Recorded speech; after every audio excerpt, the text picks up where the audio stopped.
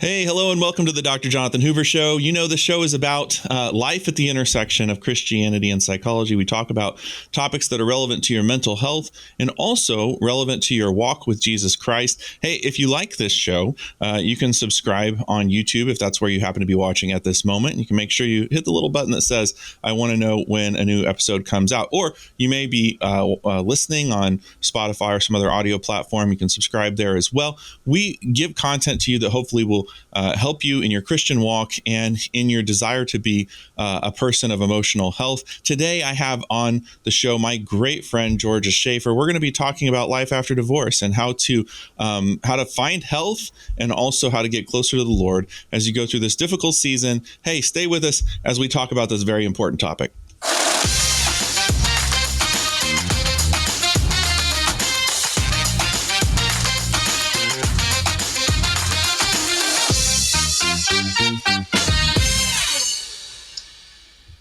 Let me tell you a little bit about Georgia Shaffer. She's been a great friend of mine for some time. She's an author. She's a licensed psychologist in Pennsylvania. She's a certified professional coach. As a matter of fact, in 2023, she was the International Christian Coaching Association Christian Coach of the Year. She's written a bunch of great books, and my favorite one is Taking Out Your Emotional Trash. You're going to love that book. I would totally encourage you to go out and get that book. She does individual and group life coaching, and I just got to take the opportunity recently to participate as a guest in her Rebuild After Divorce group, which is an incredible online community for separated and divorced Christian women who are trying to start over and experience God's best in this season of their life. Georgia has a unique gift for speaking into this very difficult moment of life that can be a redemptive moment and a redemptive life season. And she is the queen of helping people find that dynamic of taking what would otherwise be a very painful season and turning it into a season of growth and health and peace moving forward in God's best. Georgia, it is such an incredible joy to have you on the show today. Thank you for having me. Now, Georgia, I'm interested in why you are so passionate about this. I mean, of all the things, you're so talented in so many different domains of helping people in different areas and completely competent, I think, in helping a person in any area of their mental health. What is it about this particular thing, recovering after divorce, that has caused you to be so passionate about helping others in this area? Well, I had to live it. And years ago, I know that pain. And unfortunately for me, I was fighting for my life with a recurrence of cancer. And then because of all the treatments, which included a bone marrow transplant, I lost my job. So I was a single mom struggling to survive, didn't see how my life would get any better. But I got to tell you, I sort of wanted to push that part of me, like many divorced, you feel like you have a big D on your chest. Mm-hmm. But God had other ideas, and he kept bringing me people in my life. And the truth is, I learned so many things the hard way. And it was that calling leading me to the membership Rebuild After Divorce that has given me such meaning and purpose I can't describe. And they loved you, Jonathan. They want you to come back. Well, it was mutual. What a wonderful group of ladies. So, just a phenomenal group. And by the way, if you happen to be watching this podcast, listening to this podcast, and you're a lady who's been through divorce and you're struggling to figure out what is the next step in my wholeness journey, I would encourage you to check out what George is offering here, because it's phenomenal. It's an amazing, amazing thing. But Georgia, and of course, I have a list of questions I want to talk to you about, but just even in this opening, you said something about feeling like you have that D that you walk around with. Talk to me for a minute about what it is like. Maybe somebody is listening to this podcast and hasn't lived this, but there's somebody that they know or care about that's living this. Help us get our head wrapped around what is it like to experience the way that people look at you when you go through a divorce, especially in the church. Oh, yeah, especially in the church. I have people in Rebuild After Divorce that were asked to leave their church. I've had people who their church had a pairs and spares class. Well, who wants to be a spare? Spare? Oh, my goodness. Yeah, so you do. And people say things they don't really mean to. but you are treated like a second-class citizen in a lot of circles. And so you do feel like you have this mark forever. And what can happen, it becomes your identity. Even Yes. filling out a medical form, are you single, Sure. married, or divorced? And so you have to check that box. You have to own that. And so one of the things is helping people understand, even at first they can't grasp it, your identity is not in the fact that you're divorced. Our Yes. identity is in Christ. But that's not an easy concept to grasp. One single person who supports other singles said, divorce can't define us. It's an experience, it's an event, but we can't let it define us. And so we have to be aware of that, because that's so easy to own, even though it's something we don't want to take on. It'll keep us stuck. So I'm interested in this. And again, y'all, those of you who are watching this, I'm asking Georgia questions I did not prep her for. I didn't say I'm going to ask you this question. So just so you know, but I love picking your brain on these things, Georgia. So one of the things I've observed as a pastor over the years is that people sometimes struggle to understand the emotional journey a person is going through when they're divorced, because it's sort of like, let's say that this relationship was very dysfunctional. This marriage was a very dysfunctional relationship. And this person is going through a divorce. They're grieving this marriage, and people around them are kind of like, what are you grieving for? It was a dysfunctional relationship. It was a problematic marriage. Why are you grieving over this marriage? The reason that I'm thinking this is because I literally bumped into this in the last few days. I want to get your perspective on this. My thought is, and maybe I'm wrong, my thought is that we don't just grieve the actual relationship, but you also grieve the relationship you wished it had been, or you grieve the relationship that you believed it could have been. And you have a lot to say goodbye to. Meanwhile, that person is still there. It's like having the loss of a loved one that still shows up all the time. I mean, how am I off base, or is that somewhere in the zone of correct? Well, it's a death. It's not a death people observe, and will say, oh, well, you made the healthy choice, but it's not something you would have chosen when you got married. You didn't want to get married to get divorced. That wasn't, so it is lots of dreams that have been destroyed that you need to grieve over, and that's not easy. And like you said, there's a lot of other losses. You might have lost your home, your income, half your retirement saving, time with children, and then you do see this person. And it's a lot to process. And even if we had to choose it, and sometimes you'll hear people say, well, you felt like you had to leave. Well, it's not always feelings that had us make the choice, because we know feelings come and go. So there is a lot of hurt around this. Yeah. And it takes time, right? It's one of the things that we know is that, and actually, as a pastor, again, like Georgia, you see this up close and personal. I just kind of observe it over time. One of the things that I've noticed is the more someone tries to rush the healing process of divorce, the more they tend to compound the difficulty of what they're going through. It does seem like it takes time. Oh, yeah. I always tell all my divorced people, and they get mad at me. They'll say, well, I didn't want to hear it. But then down the road, it's going to take you far longer than you ever think possible to grieve, to accept, to rebuild your life. And you're going to get impatient. People in your life are going to get impatient. They'll want to fix you. And so that's one of the reasons being in a group of other Christian people that understand this process, because it takes grit. You got to sustain. It always happens. When am I ever going to get over it? I'm always going to be stuck in grief. Well, that's not true, but it sure does feel like that in the process. Yeah. Oh, I can't tell you how many times I've heard that, Georgia. Exactly what you said. It's like, when am I gonna snap out of this? Well, we don't snap out of grief. We come out of that tunnel in stages, and it's very, very challenging.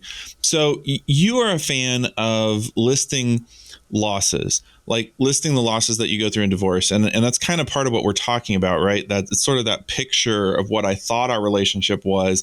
And when that picture gets sort of torn up, we don't just lose, our partner in life. We lose the future that we had imagined that we were going to have with them. How do you think about, like, or let me ask you this: why is that a helpful strategy to list those losses, and what do you do with that list when you've made it? Well, first of all, people often think, well, I just need to grieve the loss of my marriage, that, it's a broken marriage. But as we just talked about a minute ago, there's so many other losses. And like you mentioned, broken dreams. And we don't just pack them back up very easily. If anybody has, like, just for instance, a box of pictures, well, you don't just go through those pictures. I mean, there's a lot of emotions inside of them, and it can be crippling. So that exercise is just helping people say, oh, I understand why it's so painful and it's taken me so long, because it's just not my shattered marriage I have to grieve. It's all these things like holidays and traditions that go with it that are part of those losses. Yeah, it's interesting. I talked with a couple some years ago, and they were trying to amicably divorce, and I was speaking with them, and we came up to the point of them needing to talk about Christmas, and I thought what we were going to talk about was just Christmas arrangements of who's going to have who, and they were also working with a mediator. As pastor, I was just kind of trying to help them think and converse in a healthy and productive way. But where we got stuck was Christmas ornaments, and it became a very angry and elevated conversation. And we had been having such a good conversation. Everything had been going so well. And suddenly talking about Christmas ornaments, it got very, very heated. And it dawned on me, because I tried to contextualize it in my own marriage, that Wendy and I have ornaments we've collected together, and we have, it's painful. The idea of this life that, and especially those things like Christmas ornaments that only come out once a year, and you don't even think about it. And then when it's right there in front of you, then it's like, this is just yet another thing I have to have the funeral for, another thing that I have to grieve and say goodbye to. And I was really touched by how such a simple thing, and I don't mean that in a bad way. No. I just mean it's a simple thing. We don't think about it that much, but how much power those sentiments and emotions have connected to something that was once a joy for us and is now in this season very painful. Yeah, it's not just an object. It's not just an ornament. It's everything that we've been talking about that goes with that. And it's one more example. Now I need to let this go. Now I need to, lose that. And so, yeah, holidays, I always do every year with the rebuilders, because even though, they got to be proactive, but it's understanding all these little things can trip you up along the way, even though they're not little, as we just said. Now, Georgia, you are, one thing that I love about your ministry to people is that you are someone who always pulls people back to the truth. Let's go back to the truth. What is God's truth in this situation? What is it that we can hang our hat on and believe and know that this is true? And so, conversely, you help people understand there are lies that we have to avoid. There are lies that we can tend to believe, or lies that we may hear out in the culture, or lies that we may even hear from an ex-spouse. But there are two specific lies that you talk about that keep people from moving forward and being healthier. Maybe you could walk us through those lies and why they're so powerful. Well, the one I mentioned earlier, but there's a lot more. The big D, that's our identity for the rest of our lives. And along with that, we're broken forever. And even God himself can't heal us.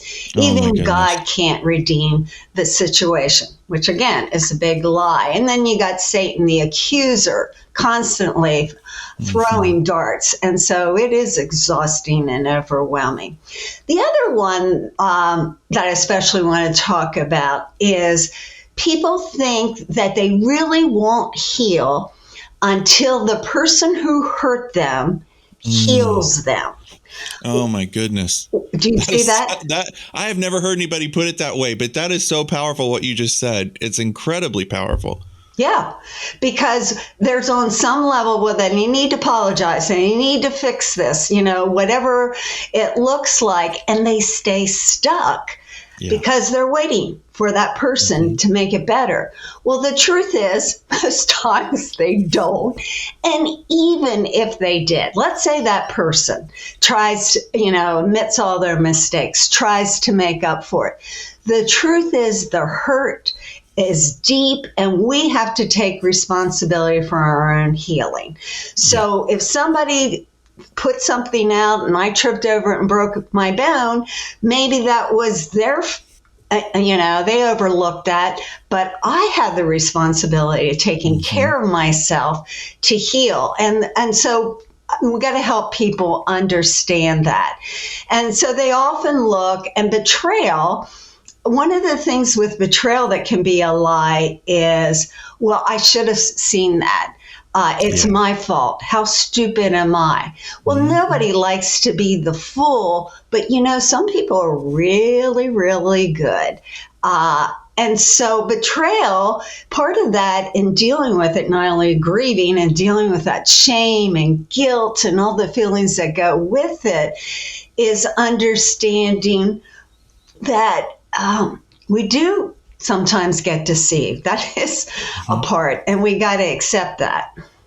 That's something that I find myself, when I was working with couples a lot, it was something that I found myself working through with them quite a bit. Because what happens is when there's a betrayal, and often in my situation, I'm working with a couple that's trying to see if they can still work things out. And when there's a betrayal, the one person is like, well, I just don't understand why they can't trust me after the, like, why can they rebuild trust? And why can't they, and one of the things I have to tell them is, look, first of all, trust is based off of a track record of trustworthiness. So you got a lot of work to do. But aside from that, I think one of the challenges, you can coach me on this, Georgia, and let me know if I'm wrong or right. But I think one of the biggest challenges is if I've been betrayed, it's not just about my trusting them. It's about my feeling that my truster is broken. And I'm struggling with the fact that how did I not know? How did this happen to me?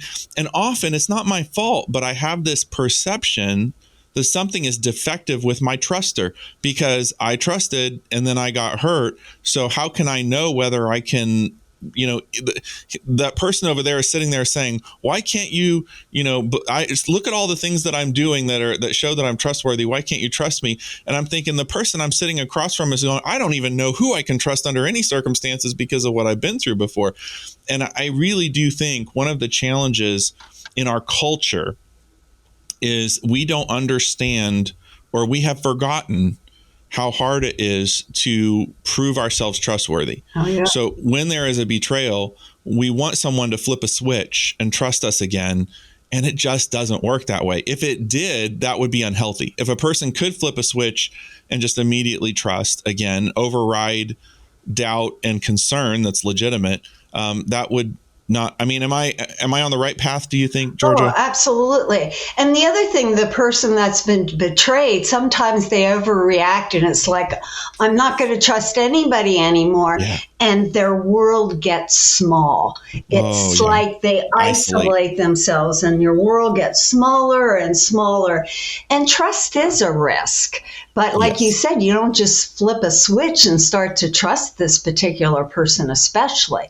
You got to watch, the track record. If they're going to keep giving you a punch in the gut, you want to sign up for that. But it's a difficult process. Well, and I always go back to, the scripture tells us that it's and I always forget the right word. In the scripture, it talks about it being a virtue to overlook a fault. And the word virtue there is incorrect. The scripture is telling us that overlooking a fault is a good thing. But the word there in Hebrew for fault is it is a transgression, but not a wound. So it means that I have in some way agitated you. But I have not wounded you. The scripture never asks us to overlook a wound. And I do think it's really important. And one of the challenges in our culture is we want to treat agitations like wounds. And on the other hand, when we get wounded, we so want that relationship to just get better that we try to overlook it. And the truth is, I think part of what we have to do is be honest with ourselves about whether I'm getting upset because somebody is just kind of doing something I don't like, or whether someone is really wounding me. And if someone's wounding me, I've got to take the time to heal. And I also have to have some distance, right? Oh, yeah. Safety demands that. Oh, yeah. The other thing that you kind of brought up, and I'm interested in your take on this, because man, in the Christian world, I see this all the time.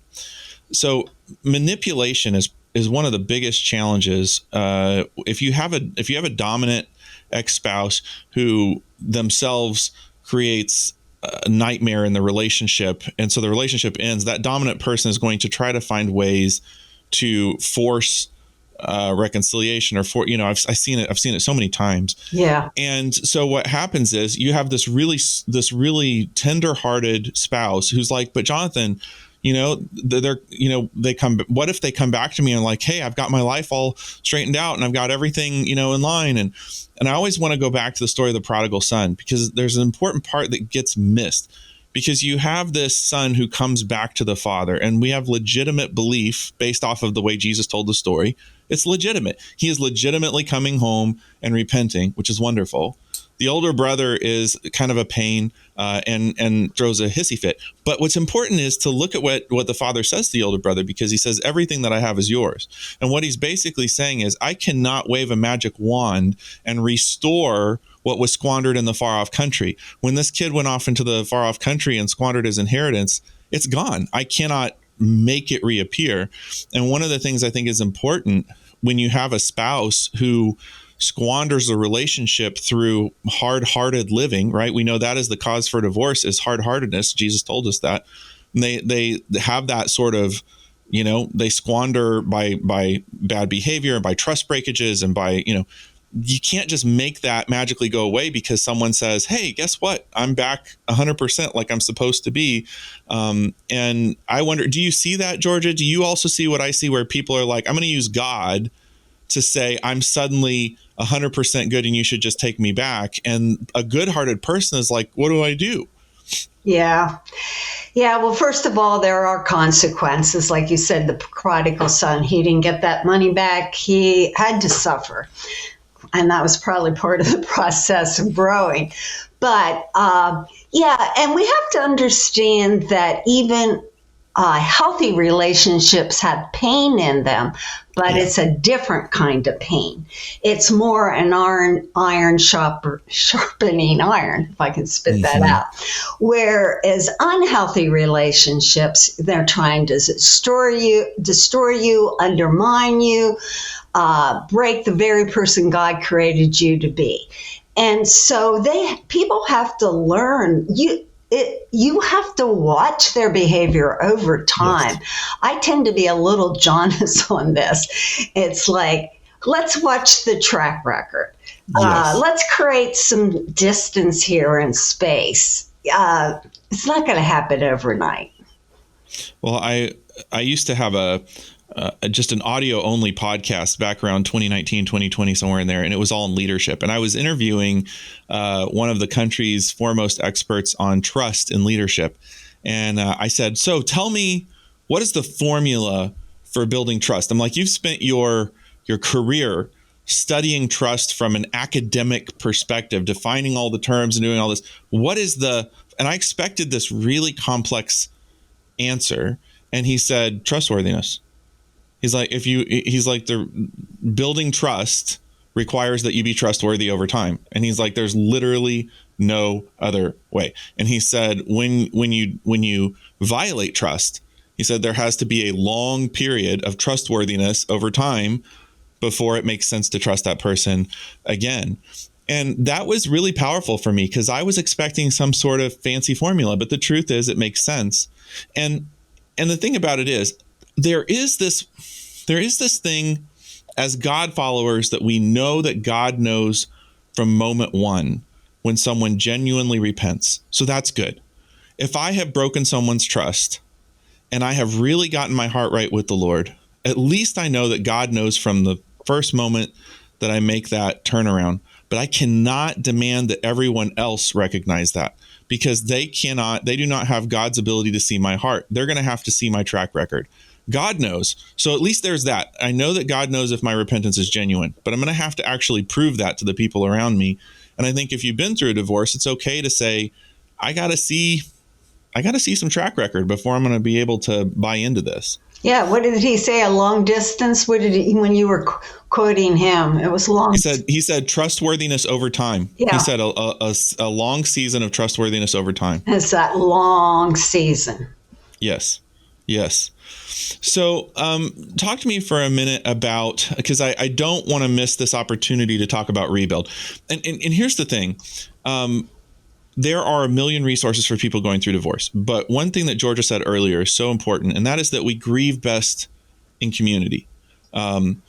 Because part of grieving requires that our experience be seen by others, and that we're able to normalize some of what we're going through, and that there is that sort of idea that while some of us have our worst day, others who aren't having their worst day can hold us up. And then when they're having their worst day, we can hold them up.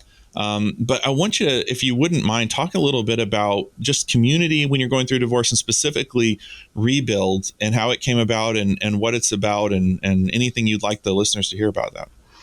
Well, a couple of things. When I was going through grieving and so on, I came to the point, because I was a licensed psychologist at that point, I realized we talk about grieving, but you still haven't rebuilt your life.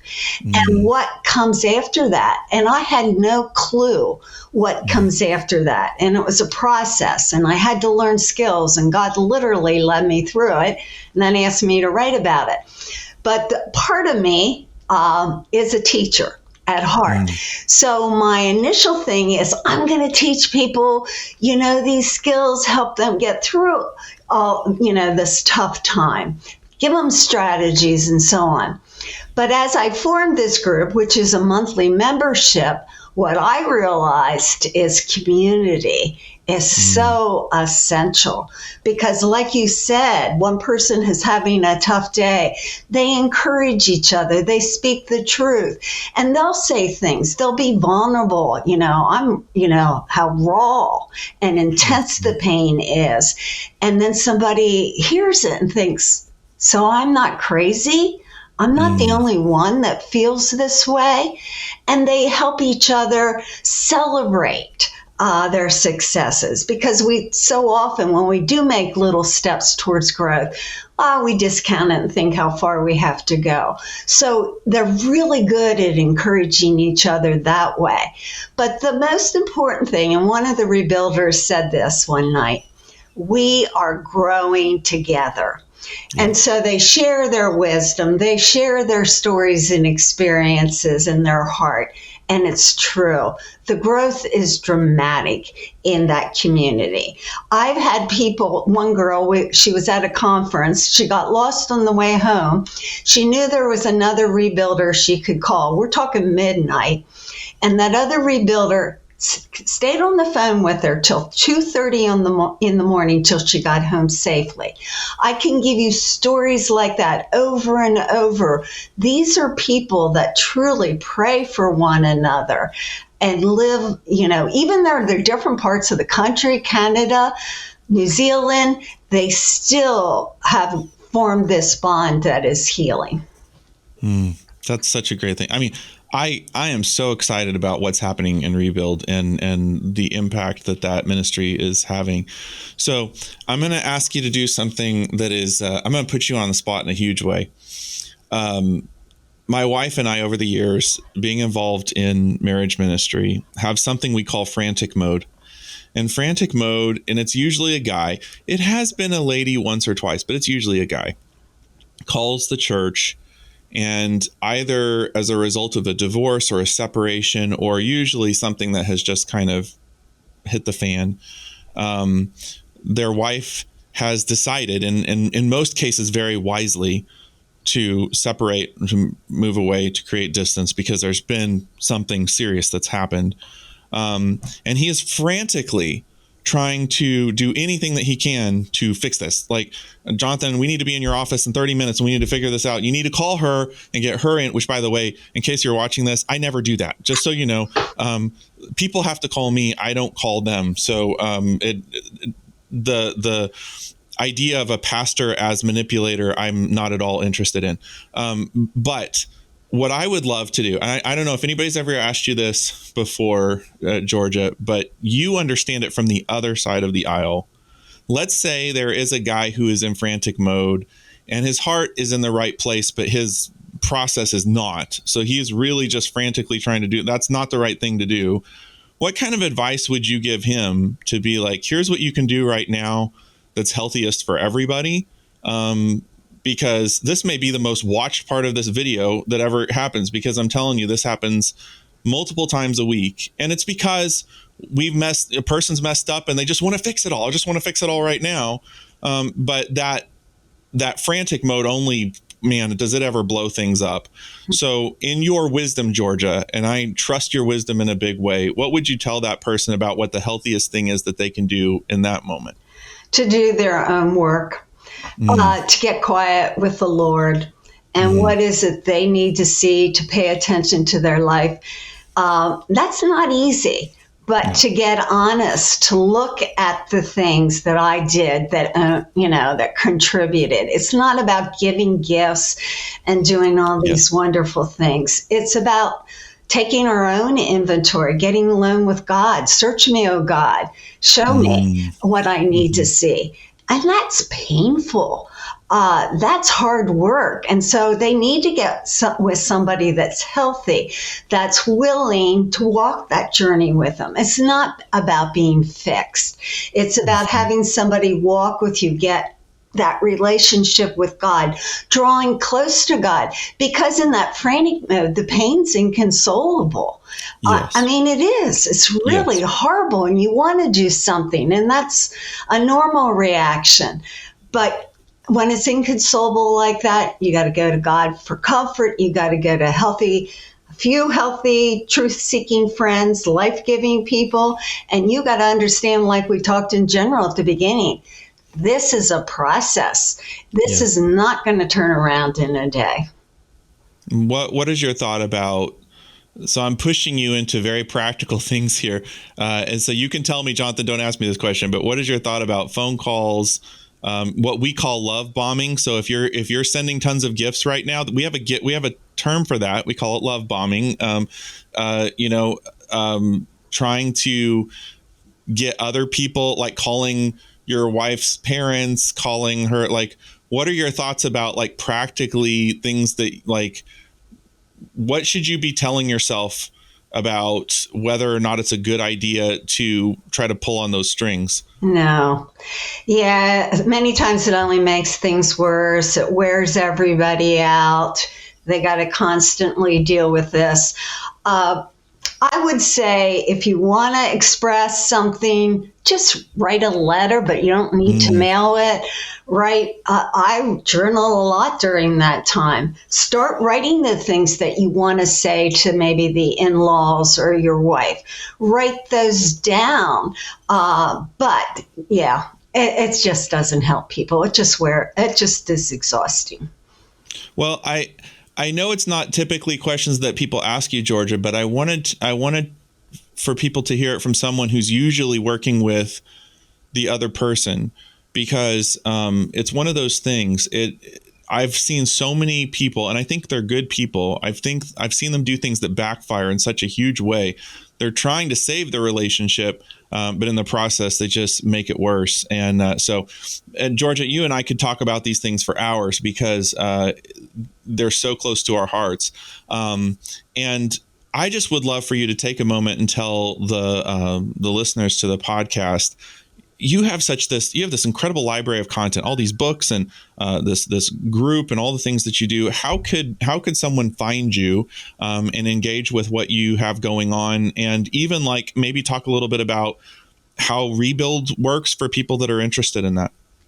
Okay, first of all, I have a website, georgiashaffer.com, and the crazy thing is Shaffer spelled a million different ways. So mine's spelled SHAFFER.com. So georgiashaffer.com.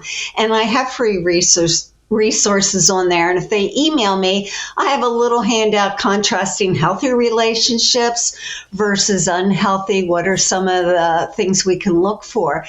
But Rebuild After Divorce, it's a membership. It's a monthly membership. We meet at least 3, if there's 5 Tuesdays in a month, we meet on Tuesday evenings, Eastern times, 7 to 8:15. But we always have a particular topic. I send a handout or something they can read ahead. Then one Tuesday I have a teaching session. Then another Tuesday we have a rebuilder who's been with me from the start. We have implementation. So whatever I was teaching, she then helps the group. How are you going to implement this? Apply it to your life. Then once a month, we have a guest interview, which you were our guest last month, because it gives other insights and wisdom. And then we have one Tuesday night where I supply questions for reflection, whatever the topic is. And I can tell you some rebuilders don't like that. It's like, we like the group, we like the interaction. But we need that. And then if there's 5 Tuesdays, then one Tuesday we have what we call breakout groups, where I break them into small groups throughout the session, and they get to really get to know each other. So again, it's a monthly membership. It's ongoing, but we're always dealing with different topics. I use many of the books I've written, like Taking Out Your Emotional Trash is the one we're on now. Last time we did A Gift of Morning Glories, Restoring Your Life After Loss, and that process. I have another book, 12 Relationship Mistakes Women Make, and that's about our relational blind spots, seeing the things that we don't see in ourselves. So that gives you an overview. It's just a monthly cost of $37 a month. I mean, you get 4 possible Tuesdays. Yeah. And we have a website with workbooks. We record all the sessions. So you have 3 years worth of teaching and guest interviews. And so, there's a lot of resources.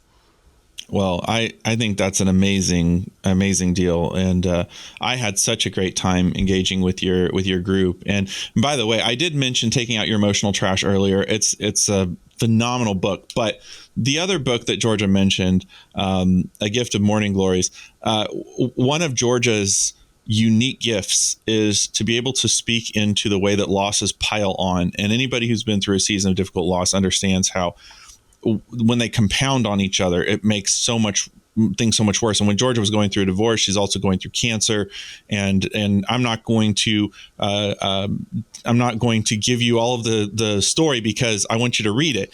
But Georgia went through so many things that even made that worse. Just even going through cancer, there were so many things that happened in her story that were just that much more difficult. And Georgia has this incredible story of finding God's grace even in very difficult and dark times. And I know it'll be a blessing if you feel like you're going through a season where it's just like, man, could I go through one more difficult thing right now? It's just like everything's piling on. Georgia understands, and in her writing, you will find not just a kindred spirit of somebody who's been through it, but somebody who can encourage you along that path. Georgia, you are one of my favorite people ever, and it's been such a joy to talk to you about this really important topic.